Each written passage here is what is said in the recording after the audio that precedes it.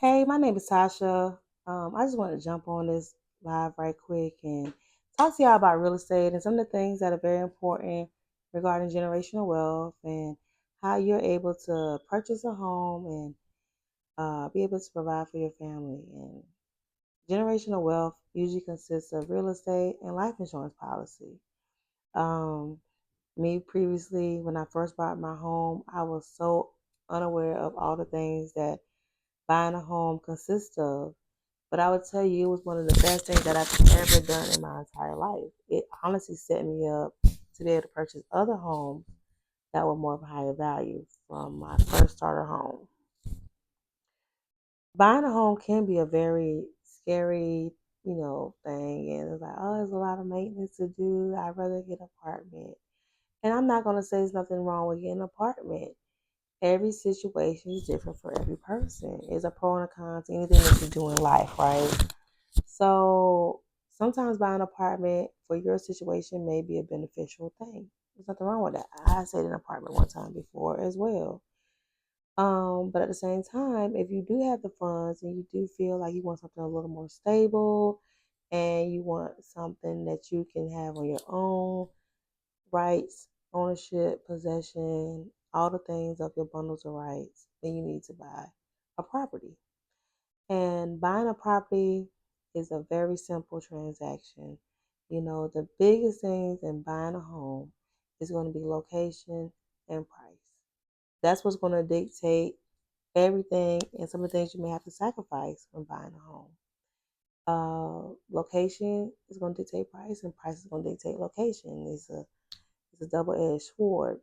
Once you narrow down your location and you narrow down your price and stuff, and then you decide on your real estate that you would like to use to help you on your home buying process. And you want to find somebody that's established and is able to answer any questions that you may have, and be prepared to go on this home buying process journey with you.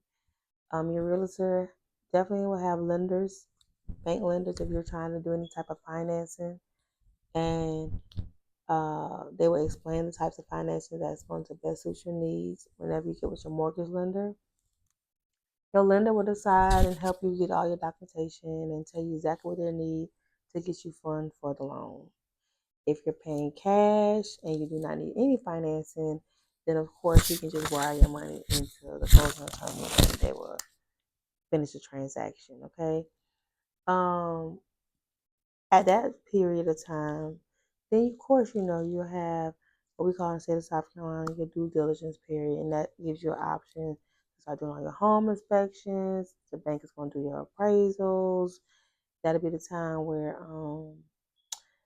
you'll be able to seek financing if you haven't already secured your financing to purchase a home. You just have that time period right there to do all the things that you may need to finalize the contract and closing your home. Okay. After that period comes, then you're kind of like smooth sailing, right? Uh, Lender may need some more documentation during this time. There may be some more requirements that you may have to meet just to make sure the loan is fully secured for underwriting. Okay.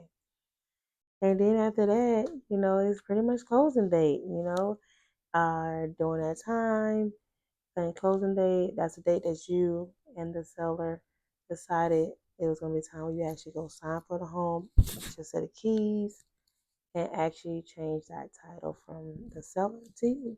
It's such an exciting process, you guys. I always tell people that buying a home is one of the best things in life.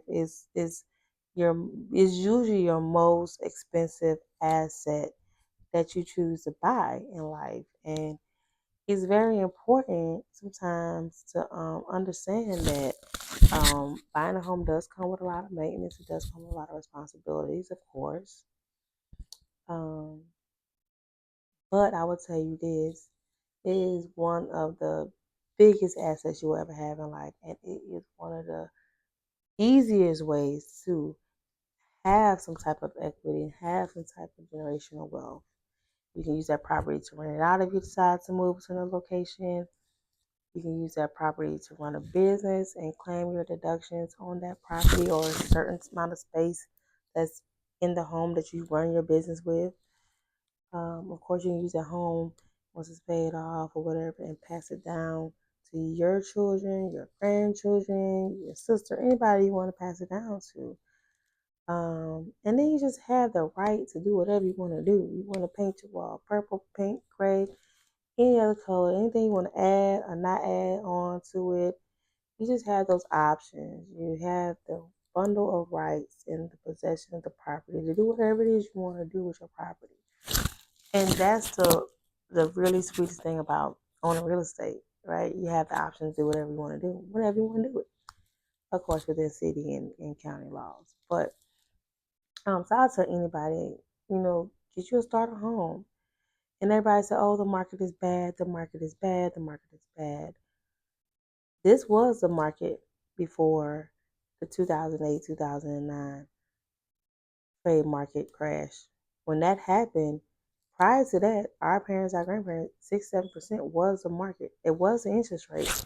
We got spoiled because the interest rate went down after the housing market crashed.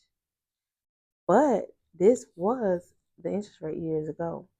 Now, of course, was the houses as expensive? No. That's a supply and demand. That's a production situation.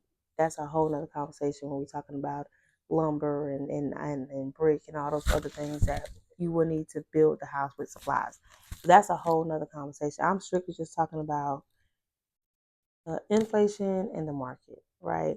So that's how it was back in the day. And then, of course, after the world trade market crashed and everything went down and the house went down and the interest rate and everything went down, we kind of stood there for a long period of time. And that time you're talking about from 2009, 2010 all the way up till COVID.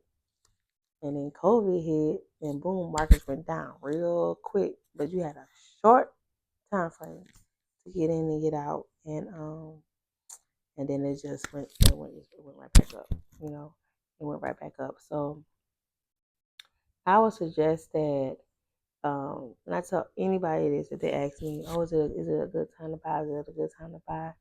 It's always a good time to buy. Why? Let me tell you why. It's going to still be cheaper than rent. You're still going to get more space for the amount of money that you would get in an apartment. That part is clear. There's no argument about that. The apartment is going to be a lot smaller than, of course, what your home will be. Period. Um, The second thing is, of course, we all know when you're paying rent, you don't have the authority to do anything on that property. You're considered a tenant. And as a tenant, you have tenant rights and responsibilities that you have to do on your own. And the landlord can adjust and change and increase your rent yearly or quarterly or wherever it is in his contract. South Carolina has a real leniency when it comes to the amount of increase that a landlord can do, right? So there's no set price. They can go up for $50. They can go up to $100. Of course, they have to give you written notification, but they can do that. And you don't own any of that property. Now, renting, yes. Do you have to worry about maintenance? No, you don't. Do you have to worry about pest control? No, you don't. If anytime your refrigerator go out, your HVAC go out, do you have to call or pay somebody to come fix it? No, you don't. You just call your landlord. So like I said, I'm not against this this video is not saying that you have to buy a house and rent is not a good option. I'm saying it's an option if it's best for your situation. And for some people, renting an apartment may be best for them. Some people buying a house is best for them. You have to evaluate your own situation, your own finances, and your own goals to determine which route is best for you. Okay. And just because one route is best for you this time doesn't mean it's going to be the all be all route. You might have bought a house and then you bought the house and then maybe 5 years, 7 years, you realize you don't need this big house no more. You don't need this house. Your kids are gone now. You're empty nester. You might want to go get you a little condo, or if you want to get a condo, you might want to go ahead and get you like a little apartment, and that's fine.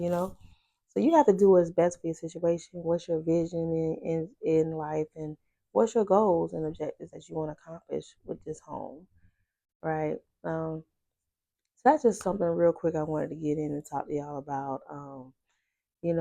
Of course, some of the other pros of buying a house, you're able to enjoy, possess, sell, rent. If you want to rent a room in your home, if you want to cook in your home or do other little businesses, as long as of course, you're not doing that crazy. We need like a license for the city or something like that. You have the option to do that in your own home. So, like I said, it just depends on what you're trying to do and what you're trying to accomplish. It's going to dictate which route is best for you. And once again, if you ever need any help, any guidance on buying a home or a free consultation, or you're trying to sell, contact me. My name is LaTasha Langford. I do go by Tasha. My phone number is 803-727-3863. I'm located in the Columbia area. Of course, I can um, sell anywhere in the state of South Carolina. But know that um, whatever vision and goals you decide to do in life, determine which one is the best route for you. Look at your finances, and you're going to look at what do you feel for your family is more financially beneficial at the time, and adjust to that. And I want to say thank you for allowing me to come on. I appreciate you listening. I'll be doing a lot more videos like this, of course, when I get some time. But I just really wanted to come out and get this quick little video. I know a couple more videos I'm going to start talking about just lender information, financing. 'Cause that's a big thing. Finance is a big thing. People, tend to ask that question. And just things like, what should I do? How do I get started? Um, what should I look for in my first home? So I'll be bringing all that to light in other videos as well. And if you feel like there's something you want me to ask, please email me, DM me, and I'll be more than welcome to answer any questions that I have or assist you in the right place where you can get those questions answered. You guys have a blessed day. Thank you so much. And until I see y'all again, y'all take care.